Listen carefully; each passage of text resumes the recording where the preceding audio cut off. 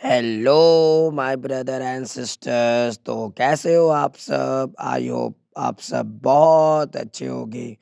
आज मैं फिर से आप लोगों के लिए एक नई वीडियो लेकर हाजिर हूँ। और इस वीडियो में हम लोग द हैप्पी प्रिंस स्टोरी, जो कि ऑस्कर वेल्ड के द्वारा लिखी गई है, उसकी एक्सप्लेनेशन वो भी हम लोग इंटरेस्टिंग वे के साथ देखने वाले हैं। तो आइए स्टार्ट करते हैं। चैप्टर स्टार्ट होता है the happy Prince. Happy Prince नाम से ही पता चल रहा है एडमेंस कैसा राजकुमार है, खुश रहने वाला।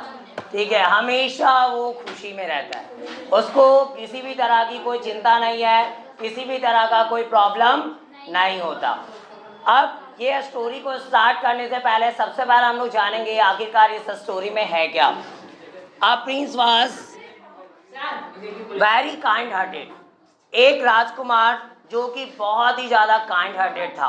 काइंड हार्टेड का मतलब जिसके दिल में हमेशा क्या थी, दूसरों के प्रति दया की भावना थी। ही ऑलवेज रिमेंड हैप्पी, और वह हमेशा जो है वो खुश रहा करता था। He did not like to see his subjects in trouble, और वह कभी भी अपने उससे जुड़े हुए जो भी लोग होते थे वो कभी भी उनको दुखी देखना, परेशान देखना कभी भी नहीं चाहता। But now he was dead, लेकिन अब जो है वह मर गया था। यानी ये कहानी तब की है जब वह मर चुका है।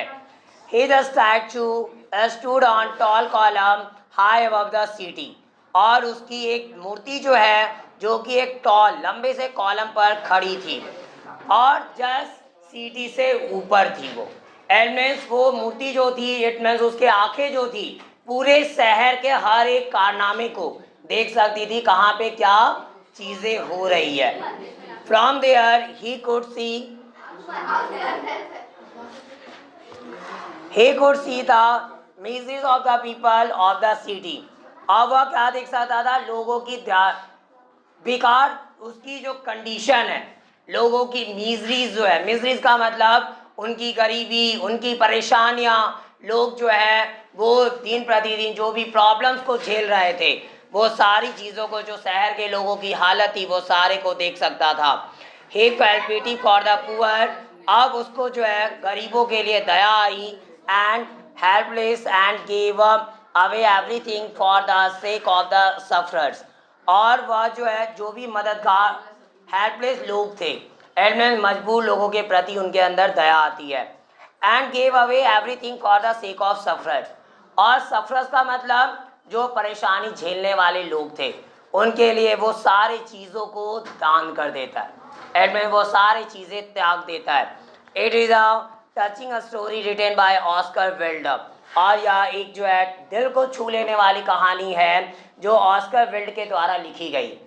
देखिए, इस कहानी से हम लोगों को ये सीख मिलने वाली आगे कि कैसे एक बंदा जो कि पहले तो जब जिंदा था तो सेवा करता ही था दूसरे की, बट मरने के बाद भी वो दूसरों की सेवा में लगा हुआ रहता है। अब कैसे वो सेवा में लगा हुआ रहता है वो इस कहानी को हम लोग देख पढ़कर और जानेंगे। स्टोरी स्टार्ट होती है, the statue of the happy Prince stood on a tall column high above the city. He was gilded over with thin leaves of fine gold. For eyes, he had two bright sapphires, a large red ruby glowed on his short hilt. ये एक statue है happy Prince की जो toll column पे खड़ी थी, just ऊपर में सिटी के अबव, बहुत ऊंची जगह पर, जहां से वो शहर के हर एक कारनामे को देख सकती थी। He was gilded over with thin leaves of fine gold. अब वह उसको क्या किया गया था, सुसज्जित की गई थी पतले यहाँ पे गोल्ड सोने का यूज करके। He was gilded over with thin leaves of fine gold, ठीक ठाक सोने से उनको सजाया गया था। सोने की जो परत होती है उससे जो है उसको सजा कर रखी गई थी। अगर उनकी आंखों की बात की जाए, he had two bright sapphires, और उनकी आंखों में दो चमकते हुए सैफायर्स थे। सैफायर्स एक बहुत ही ज़्यादा कीमती एक पत्थर होता है, वो उनके दोनों आंखों में लगी हुई थी। A large red ruby glowed on his sword hilt. Hilt मतलब होता है जो भी कोई हथियार होती है, उसका जो हैंडल होता है उसी को हम लोग हिल्ट बोलते हैं। तो एक बड़ा सा जो है रेड रूबी, लाल कलर की रूबी, रूबी जो है आज के डेट में सबसे महंगा डायमंड होता है। तो रेड कलर की रूबी जो है वो तलवार के जस्ट हैंडल में लगी हुई थी। One night there flew over the city a little swallow. एक रात की बात है जब शहर के ऊपर से एक छोटी सी पक्षी, स्वैलो एक पक्षी होती है जो वहां से उसके ऊपर से होकर गुजरती है। His friends had gone away to Egypt 6 weeks before। और उसके जो दोस्त थे वो यहाँ से इजिप्ट जा चुके थे जस्ट 6 महीने पहले ही। But he had stayed behind. और लेकिन वह अभी भी उसी के पीछे यानी कि यहीं पे वो खड़ा था। Now he wanted to go to. और अब वह भी जो है वहाँ जाना चाहता था। But it was night and he was tired. लेकिन यह रात का टाइम था और वह थका था। After flying all day long. पूरे दिन जो है वो उड़ने के बाद वो थक चुका था। ये पंछी की बात की जा रही है। वो पंछी का पूरा जितने भी पंछी के जितने भी दोस्त थे वो कहीं उड़कर दूसरी तरफ मीन्स इजिप्ट के लिए निकल चुके थे। लेकिन ये पंछी एक जो थी, इजिप्ट एक जगह का नाम है, और ये पंछी जो थी वो यहीं पे थक गई चुकी थी अब तक, और ये रात का टाइम हो गया जिसकी वजह से ये जा नहीं सकी। So he wanted to have some rest. और इसलिए वो पंछी क्या चाहती थी कि यहाँ पे थोड़ी देर आराम कर ले। Where shall I put up, he said to himself. और तभी वह अपने आप से कहा आखिरकार मैं जो हूँ आराम कहाँ करूँगा, कहाँ पे मैं जो हूँ रहूँगा। Just then he saw the statue on the tall column. और तभी जो है वह क्या देखता है कि स्टैचू, एक मूर्ति को देखता है जो टॉल कॉलम पे थी। I shall put up there, he cried। और वह तभी चिल्लाया मैं तो वहीं पे रहूँगा। It is a fine place with plenty of fresh air। और यह बहुत ही अच्छी जगह है और ढेरों यहाँ पे ताज़ी हवा भी है। It means यहाँ पे आसपास से ताज़ी हवा भी मिलेगी। So he alighted just between the feet of the happy prince। और इसलिए वह हैप्पी प्रिंस जो था उसके पैरों के बीच में वो क्या करती है, आश्रय ले लेती है। और वो हैप्पी प्रिंस जो था उसके दोनों पैरों के बीच में अलाइट कर गई। एडमेंस वहीं पे नीचे उतर गई। I have a golden bedroom, he said as he looked around. और मेरे पास तो एक सुनहरा बेडरूम है। ही सैड, और वह कहा एज ही लुक्ड अराउंड, और जैसा कि वह जो है चारों तरफ अपने देखा था। But as he prepare to sleep a last drop of water fell on him. लेकिन जैसे वह तैयार हुआ था सोने को, तभी जो है अचानक से क्या होता है उस पर एक पानी की लास्ट बड़ी सी बूंद जो है वो गिरती है। अब वो आश्चर्यचकित थी आखिरकार ये पानी की बूंद गिरी कहाँ से। देखिए अब यहीं से जो है रियल स्टोरी स्टार्ट होती है। और ये आंसू की जो ये पानी की जो बूंद थी रियल में कोई पानी की बूंद नहीं बल्कि आंसू था, और वह उस प्रिंस के स्टैचू से गिरी थी। यस, स्टैचू के से ये आंसू की बूंदे जो है वो उस पे गिरती है। What a curious thing, he cried। तभी वो चिल्लाया आखिरकार ये क्या चीज है ऐसा। There is no cloud in the sky। आसमान में तो बादल है नहीं। अभी अचानक से आप रास्ते पे चल रहे हो, अचानक से क्या हो कहीं से पानी की छींटे आ जाए आपके ऊपर, आप तुरंत क्या करते हो, आसमान की तरफ देखते हो कहीं बादल तो नहीं छाया हुआ, ठीक है। कहीं बारिश आने वाली होगी तो जल्दी से घर की तरफ भागना है वरना भीग जाएंगे।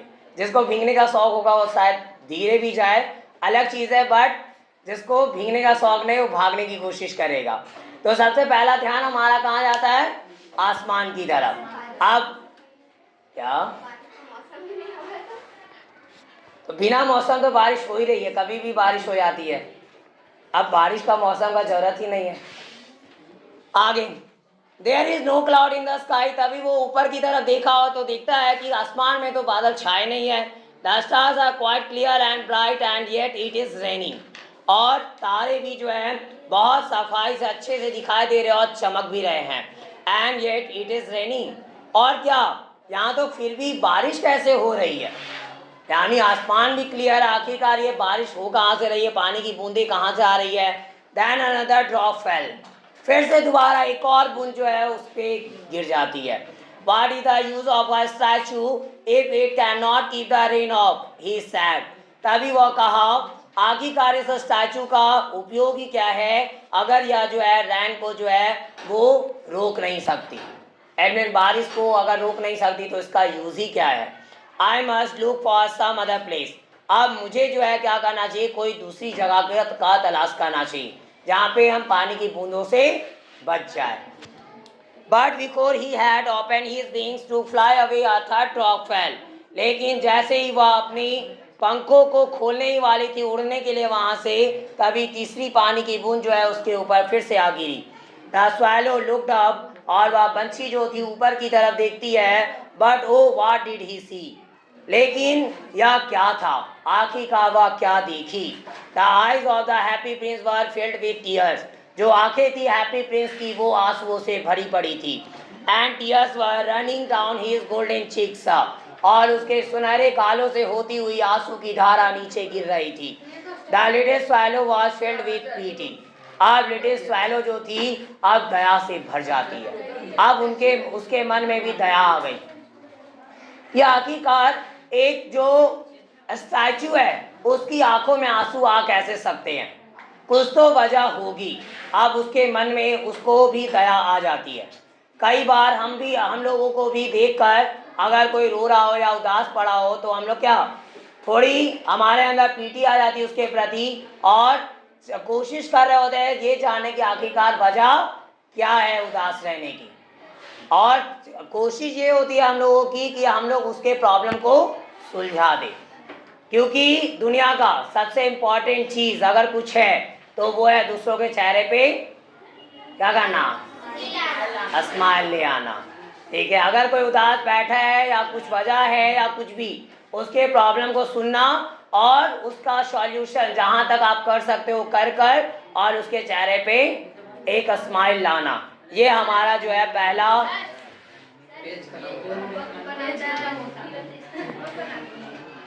पहली एक रिस्पॉन्सिबिलिटी बनती है, ताकि क्या कोई भी दूसरे जो है आमने सामने जो भी है वो उदास ना रहे।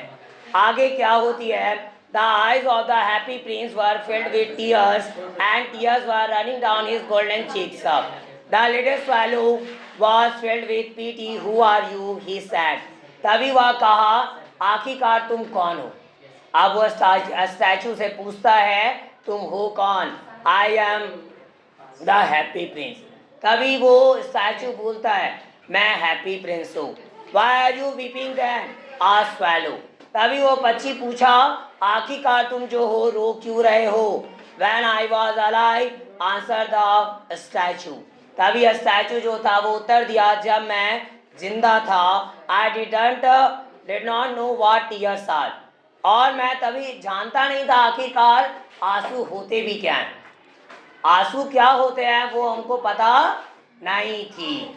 अब ये हैप्पी प्रिंस था, ये हमेशा खुश रहा करता था, इसको आंसू का कुछ भी पता था नहीं कि आखिरकार आंसू होती क्या है।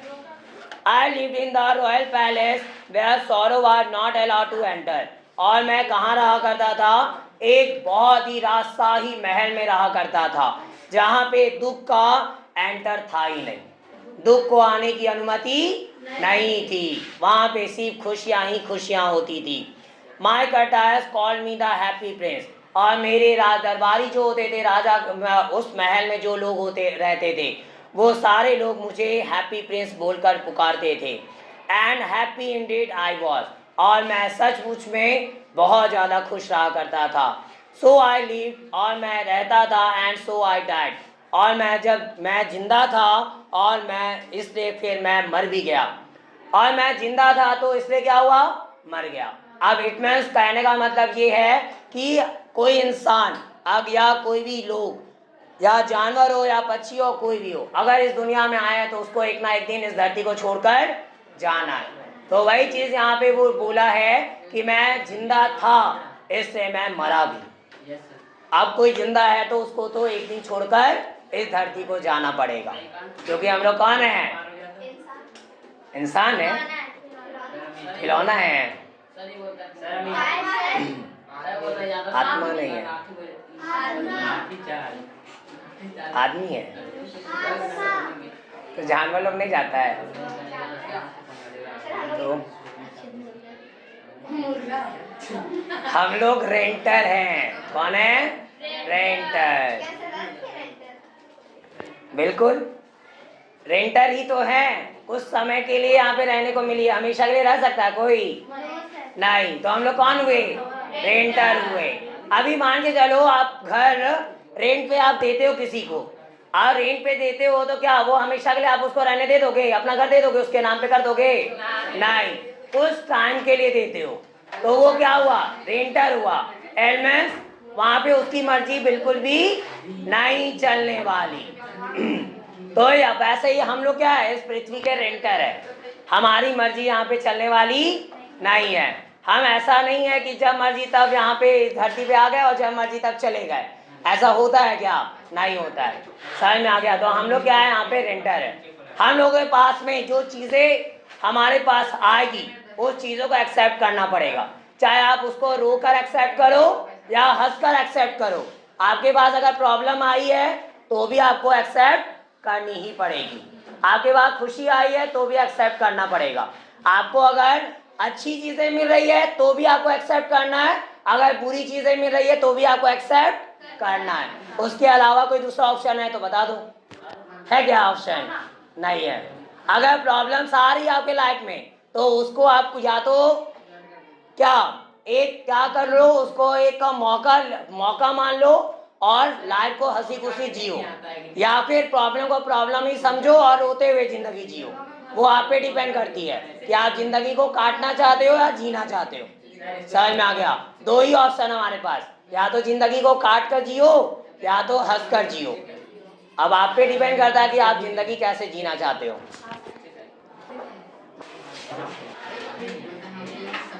आगे Prince and happy Prince and happy Indeed I was, so I lived and so I died and now that I am dead, और मैं अब मरा हुआ हूँ। They have set me up very high, और वे मुझे क्या किए? मैं जब मर गया तो मुझे जो है इतनी ऊंची जगह पे जो है रख दिए। पहले जब जिंदा था तो नीचे जमीन पे रहा करता था, बट जब मर गया तो इतनी बड़ी स्टैचू बना दिए और इतनी ऊंची जगह पे फिट कर दिया गया मुझे। फ्रॉम हेयर, और इस जगह से I can see all the ugliness and all the misery of my city, और मैं क्या देख सकता हूँ? अगलीनेस जो है, क्रूरता जो है, यहाँ पे जो बेकार चीजें हैं इस शहर में, और की माइजरी ऑफ माई सिटी, और मेरे शहर की या जो माइजरी है, जो गरीबी है, जो दुख है, वो सारी चीज़ों को मैं, अब खुशी जो है, जो दुखी लोग हैं यहाँ पे, वो सारे लोगों को मैं यहाँ से क्लियरली देख सकता हूँ। दो my heart is made of lead yet I can't choose but weep, और हालांकि मेरा दिल जो है वो लीड का बना हुआ है। लीड एक तरह की धातु ही जैसी होती है जिसका वो बोलते हैं कि मेरी दिल जो है वो लीड की बनी हुई है। Yet I can't choose but, लेकिन फिर भी मैं कुछ चुन तो नहीं सकता, लेकिन रो सकता हूँ। ठीक है? एंड मैं कुछ ज़्यादा जो है दिल पे कुछ ले नहीं सकता, लेकिन फिर भी मैं क्या कर सकता हूँ? रो सकता हूँ, यानी आंसू बहा सकता हूँ। What said the swallow to himself? Is he not solid gold? What, क्या swallow जो है अपने आप से कहा, क्या वह कोई सॉलिड गोल्ड है? यानी क्या वह कोई सॉलिड, कोई सोना है क्या? Far away in a little street, continued the prince in a sweet low voice. अब एक छोटी सी कहीं गली में दूर से कहीं क्या होती है? कंटिन्यू द प्रिंस, और राजकुमार जो था कंटिन्यू किया था। एडमेंट लगातार जो है उसको क्या, एक बहुत ही स्वीट लो वॉइस, मधुर और धीमी आवाज जो है वो राजकुमार के कानों तक पहुंच गई। There is a small house, और वहां पे क्या, एक छोटा सा घर है। One of the windows is open, और उस घर के खिड़की, सारे खिड़कियों में से एक खिड़की खुली हुई थी। एक खिड़की क्या है? उस घर की खुली हुई है।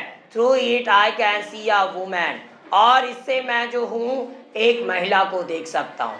वह राजकुमार जो है वो उसी जगह से वो कहीं दूर एक गली में एक घर है उसके बारे में बता रहा है।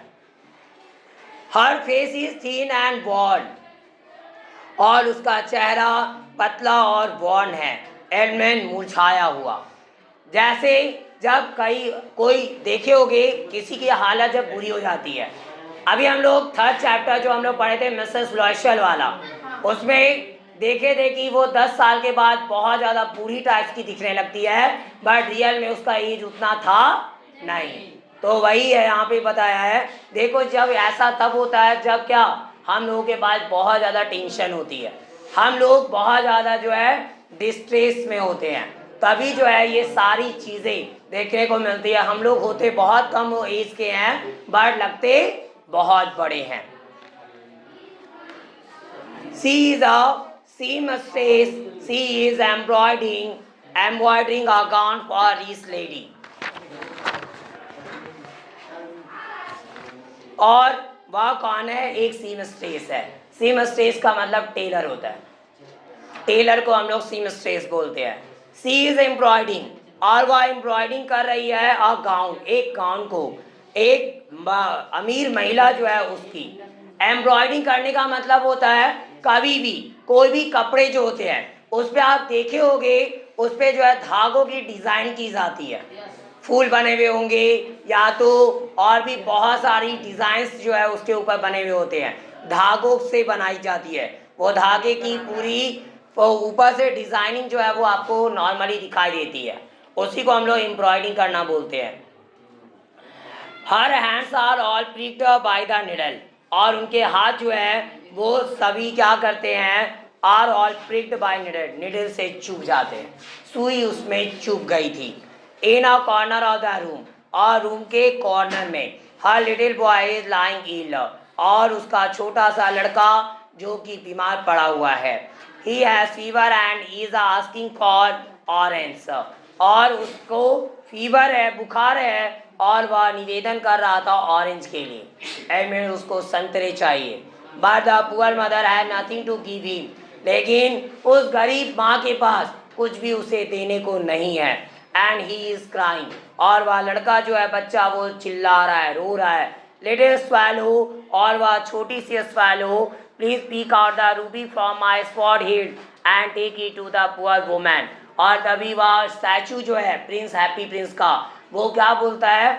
लिटिल स्पैलो, तुम एक काम करोगी क्या? तुम एक काम करो, मेरे तलवार के जो हैंडल में ये रेड कलर की रूबी जो लगी हुई है उसको निकाल कर और उस महिला को जाकर दे दो, को जाकर देना है। और आगे क्या होता है? My feet are fasten to the pedestal and I can't move, और मेरे पैर जो है वो फास्टिंग कर दिए गए। फास्टिंग का मतलब उसको जकड़ कर रख दिया गया, बांध दिया गया है। टू द पेडेस्टल, पेडेस्टल वह जो पूरा एक ढांचा बना हुआ होता है उस पे जो है उसको बांध कर जो है रख दी गई है उस बेसमेंट से। And I can not move, और मैं यहाँ से मूव नहीं कर सकता। द प्रिंस आज the swallow to stay with him for the night and be his messenger, और प्रिंस जो है उसको क्या निवेदन किया? स्वैलो को बोलता है टू स्टे विथ हिम, और उसके साथ रहे फॉर द नाइट, रात के लिए, एंड बी हिज मैसेंजर, और उसका वो दूत बन जाए, एडमेंस उसके मैसेज को पहुँचाने का काम करे।